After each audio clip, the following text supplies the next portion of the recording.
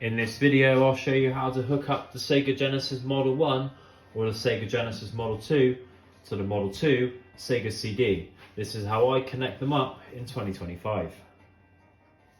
Let's start by connecting the Model 2 first, okay? So let's move the Sega CD Model 2 out of the way. Here we've got the normal Model 2 Sega Genesis, okay? So what you're going to need to do is, on the side here, there's going to be like a expansion port cover or something. I can't remember what they call it now, but yeah, expansion port cover, and sometimes they come with this little dust cover that sits over this edge connector. So start with that, okay? On your Model 2 Sega CD kit, some still have it, some don't. You can add this metal plate. I have it, so I'm just going to add it.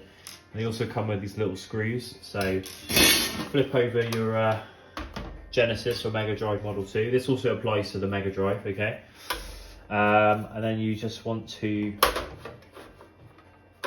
attach this metal plate. Hang on, have I got it the right way? Yeah. There we go.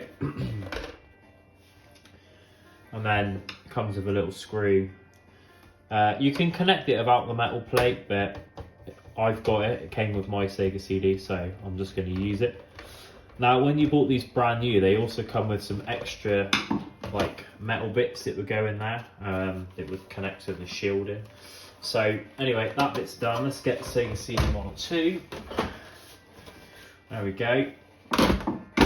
And these grooves, they all line up with these metal bits and help it click into place. And this edge connector goes into this cartridge port just there. So I pop it down like that, and then I just push together. And that is the Sega Genesis or Megadrive Model 2 connected to the Sega CD Model 2. Okay, so I've disconnected the Model 2 Sega Genesis from the Sega CD. Now let's hook up the Sega Genesis or Megadrive Model 1. So if I was to just attach this to there, it would overspill off the edge. And no, that's fine, it'll still work, but if you're like me, I like things to look correct. So in the kit, when you bought the Sega CD or Mega CD back in the day, it would come with this little extender piece of plastic. Just hollow piece of plastic, completely useless really, but this actually goes for a lot of money separately now. It also came with a plate that would connect the two pieces together and two screws. So before we connect this to the Sega CD, I'm going to put the metal plate on the back. Let's do that now actually. So I didn't show you this in the Model 2, but in the Model 1 you have to take this piece off and then take off this little plastic dust cover. Got that metal plate. Again, you don't need the metal plate, but I feel like it just feels more connected, heavier, more well built with that piece connected. And these four notches, they actually attach into the Sega CD. So it's not just, the only thing holding it together is just the cartridge port and it connects in there. So at least these metal brackets will give it more stability. So if I was to connect this up now, like this, you know, that is connected and it'll work perfectly fine, but it just kind of like hangs over the edge. So I don't need that. I don't like it. So let's add this on. So first I'm just going to disconnect the Model 1. Flip this over, and then it comes with this little bracket. So I'm going to attach the bracket to that one first.